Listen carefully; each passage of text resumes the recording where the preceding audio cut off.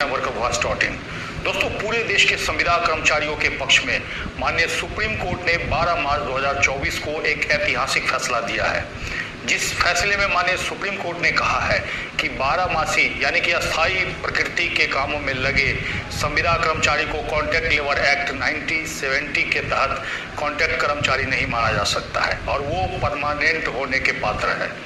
आइए हम जानते हैं कि इस आदेश का लाभ किन किन कर्मचारियों को मिलेगा और आखिर वो कौन सा मामला है जिसमें माननीय कोर्ट ने ये आदेश दिया। क्या इस आदेश के बाद सरकारी विभागों में लगे अस्थायी प्रकृति के कामों में जो संविदा कर्मचारी हैं उनके लिए कोई स्टेप लिया जाएगा या नहीं लिया जाएगा। इसके साथ ही हम आपको ये भी बताएंगे कि आखिर अस्थायी प्रकृति का वो कौन सा काम है, कौन सा 12 काम है जिसमें माननीय कोर्ट का ये आदेश आया है। तो आइए हम इसको स्टेप बाय स्टेप करके जानते हैं और साथ ही आप लेना चाहें तो कहाँ से लेंगे। के अंदर जो सरकारी विभाग है उसमें जिस तरह से कॉन्ट्रैक्ट वर्कर रखे जा रहे हैं, नियुक्त किए जा रहे हैं, यहाँ तक कि लगातार चलने वाले कामों में भी कॉन्ट्रैक्ट वर्कर जैसे कि अग्निवीर हो गए, रेलवे के अंदर देख लीजिए, ऐसे ऐसे करके हर विभाग में आज जिस तरह से कॉन्ट्रैक्ट वर्कर रखे जा रहे हैं, वैसे में माननीय सुप्रीम कोर्ट का जो आदेश है वो सरकार के मुंह पे एक तरह से तमाचा है। और तो और कॉन्ट्रैक्टर के द्वारा जिन लोगों को रखा जाता है उनका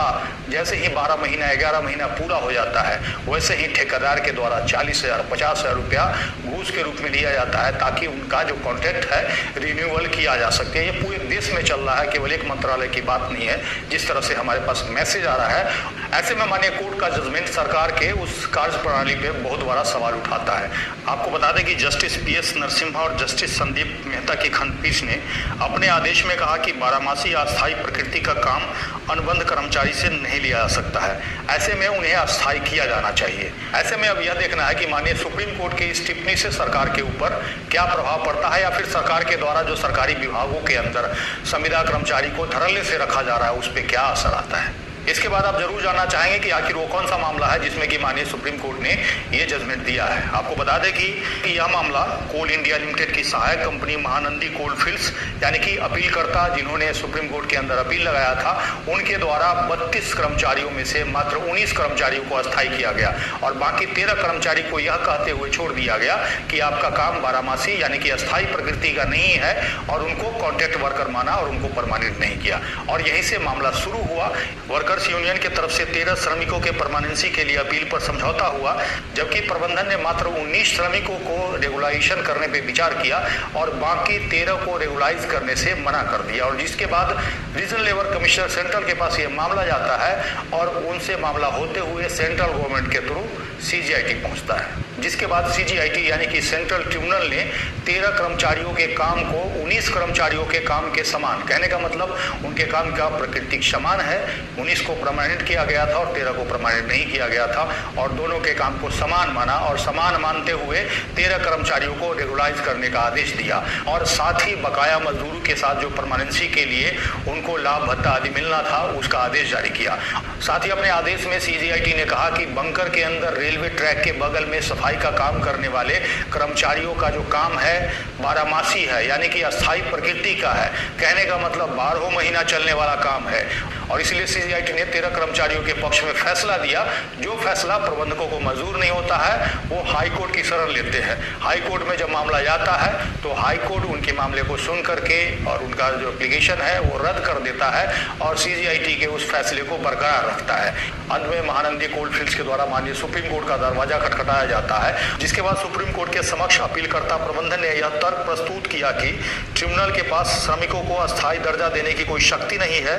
क्योंकि अपीलकर्ता प्रतिवादी और श्रमिक यूनियन के बीच समझौते को सभी पक्ष मानने को बाध्य है। जस्टिस PS नरसिम्हा ने प्रबंधक के इस तरह के दलील को खारिज कर 13 श्रमिकों को परमानेंसी के केंद्रीय ट्रिब्यूनल के आदेश को बरकरार रखा, जिसमें फैसले के प्रभाव के दिन से पिछला वेतन बकाया प्रदान करने का निर्देश जारी किया गया था। यहाँ पे फिर से एक बार प्रबंधकों को मुंह की खानी पड़ी और माननीय कोर्ट ने अपने आदेश में कहा कि श्रेष्ठ कर्मचारी नियमित कर्मचारी के समान स्तर पर खड़े हैं और उन्हें गलती से समझौते का हिस्सा नहीं बनाया गया। यह ट्रिब्यूनल द्वारा 19 कामगारों के पहले समूह और अन्य 13 कामगारों के काम की प्रकृति की जांच करके स्थापित किया गया। कोर्ट ने आगे अपने आदेश में कहा कि अपीलकर्ता श्रमिकों के दो समूहों के बीच अंतर स्थापित करने में विफल रहा, इसलिए सेंट्रल का संदर्भ का जवाब देना और यह निष्कर्ष देना उचित है कि वो नियमित कर्मचारियों के समान ही स्थिति रखते हैं। बकाया वेतन के संबंध में माननीय सुप्रीम कोर्ट ने माना कि श्रमिक बकाया वेतन के हकदार होंगे, जैसा कि औद्योगिक न्यायीकरण CGIT ने कहा है। हालांकि CGIT के आदेश को माननीय सुप्रीम कोर्ट ने थोड़ा सा संशोधित कर दिया,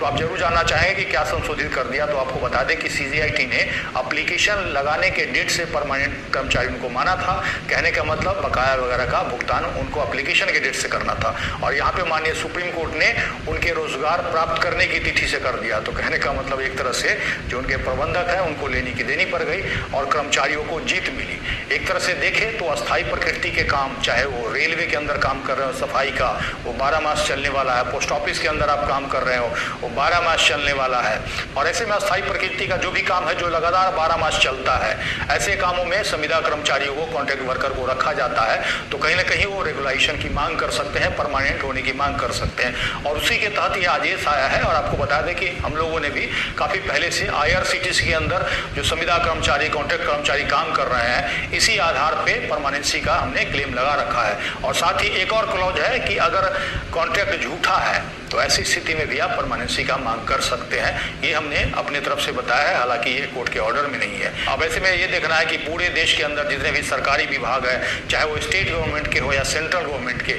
जिसमें कि लगातार चलने वाला काम हो, और ऐसी स्थिति में कई लोग 10 साल से काम कर रहे हैं, कोई 20 साल से काम कर रहे हैं, कोई 2 साल से काम कर रहे हैं, तो क्या ऐसे लोगों को परमानेंट सरकार को करना चाहिए या नहीं करना चाहिए? एक बार कमेंट्स करके जरूर बताइए। और